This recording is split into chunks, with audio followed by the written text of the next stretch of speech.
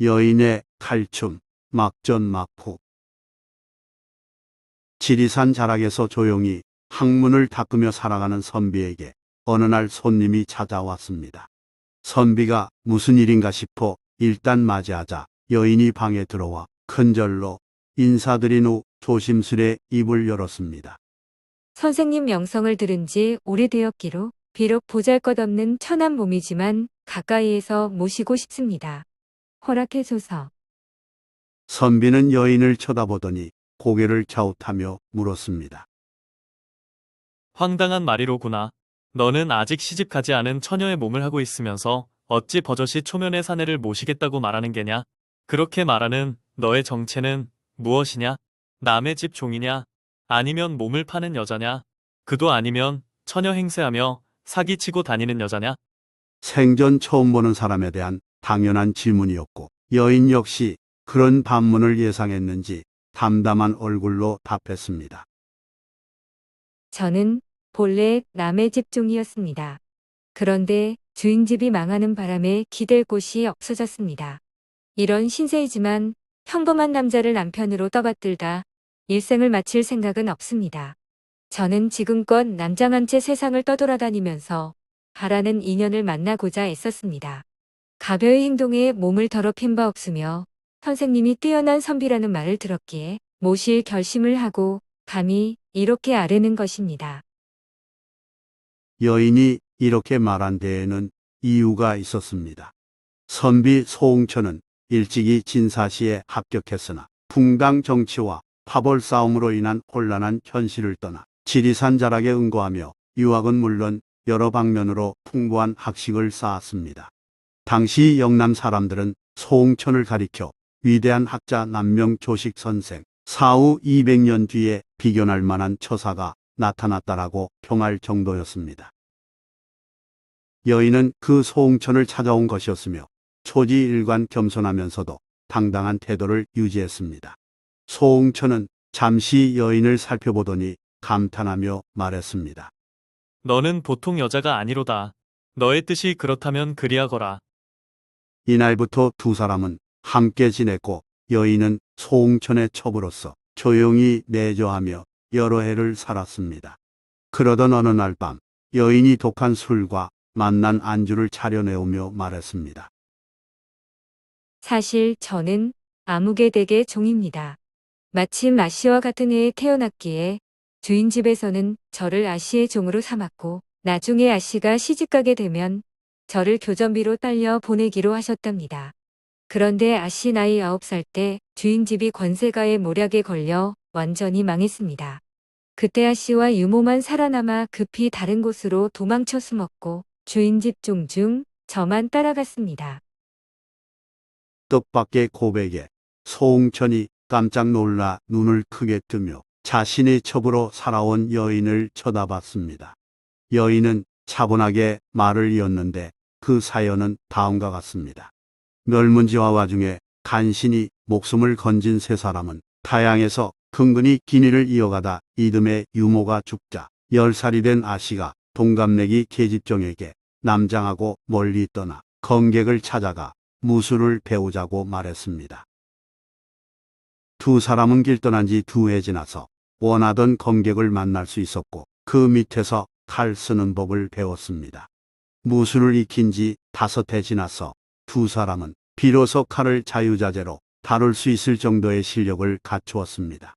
스승 검객은 두 사람의 남달리 빠른 진도에 크게 놀라며 말했습니다. 내가 더 가르칠 게 없구나. 둘은 스승에게 인사하고 하산한 뒤 이름난 도회지를 돌아다녔습니다. 남장한 채 칼춤을 추는 두 사람의 공연은 사람들 눈길을 사로잡았고 점차 소문이 나면서 여기저기 공연 요청이 들어왔습니다. 둘은 잔치집 마당이나 저작거리에서 칼 재주를 공연하여 돈을 벌었습니다. 그러면서 큰 돈을 모았고 그렇게 번 거금으로 값비싼 보검을 4자루나 사 모았습니다. 보검은 가볍게 휘두르기만 해도 단번에 사람을 벨 수 있는 위력을 지닌 칼이었습니다. 준비를 마쳤다고 판단한 두 사람은 검술 묘기로 먹고 사는 광대인 듯 꾸민 후 해질 무렵 원수의 집을 찾아갔습니다. 그 무렵 쌍둥이 칼재주 소문이 자자했기에 원수 집안에서는 별다른 의심 없이 말했습니다. 어디 그 재주를 한번 보자꾸나. 두 사람은 달빛을 타고 칼을 휘두르며 묘기를 보여줬습니다. 지켜보던 사람들이 감탄하자 두 검객은 마당과 대청을 오르내리며 살기를 뿜었습니다. 순식간에 수십 명의 머리가 동강났고 원수의 집 식구가 모두 붉은 피를 흘리며 쓰러져 죽었습니다. 원수를 갚은 두 사람은 재빨리 그 집을 빠져나와 거처로 돌아갔습니다. 아씨는 목욕한 뒤 그동안 입고 다니던 남자 옷을 버리고 여자 옷으로 갈아입었습니다. 본래 여자 모습으로 돌아온 아씨는 제사용 술과 음식을 마련해 부모 무덤을 찾아가서 그 사실을 알렸습니다. 소녀가 마침내 원수를 갚았사옵니다.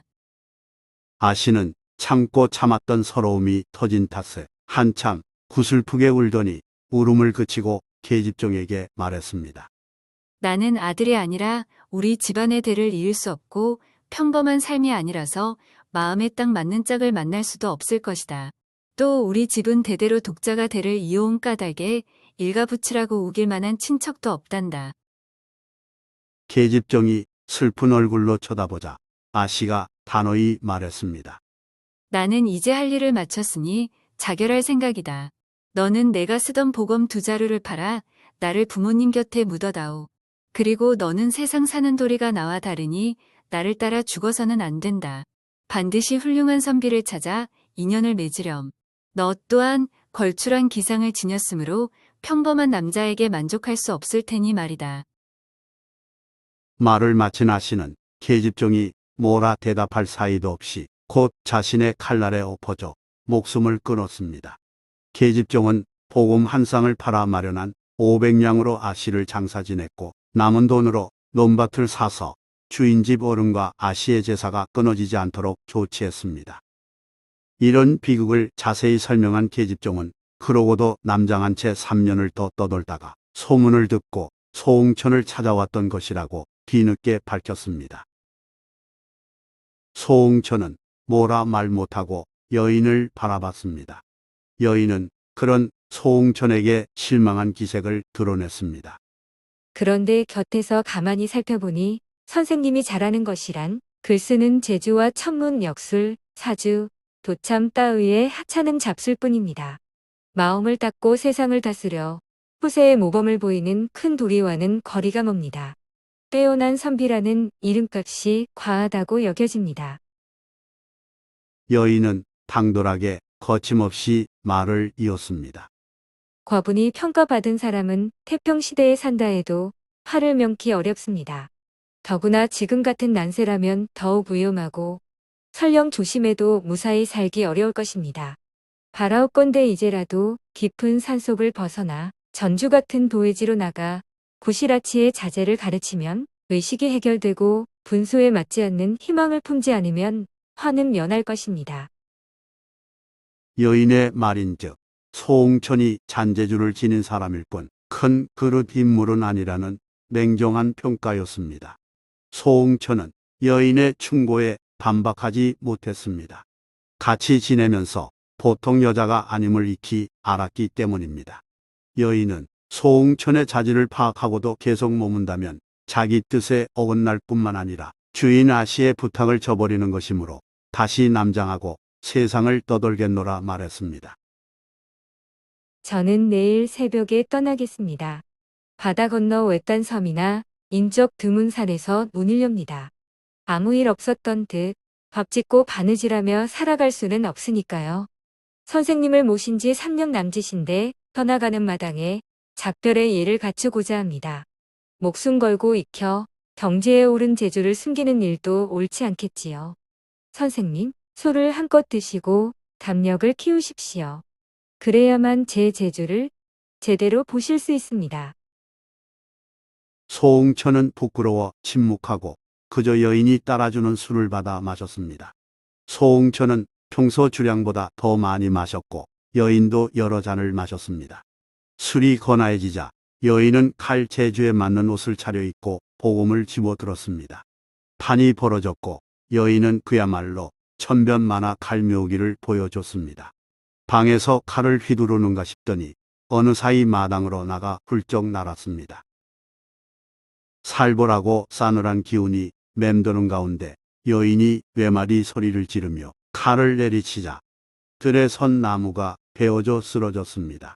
그 직후 여인은 칼을 내던지고 땅 위에 우뚝 섰습니다. 소홍천은 구경하면서 시간이 지날수록 두려움을 느껴 벌벌 떨다가 넋을 잃었습니다. 여인이 검을 거두고 옷을 갈아입은 후 소홍천을 깨워 덮인 술을 따라주니 그제야 겨우 회생했습니다. 이튿날 새벽에 여인은 남장하고 집을 떠났습니다. 어디로 갔는지는 알 수 없습니다.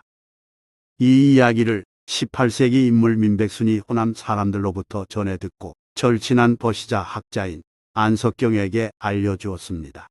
하여 안석경이 기록으로 남겼습니다. 한편 소홍천은 덕유산으로 옮겨 응거하다 피세입산이라는 제목으로 끌려간 일이 있으므로 검녀의 예언과 부합된다고 볼 수 있습니다.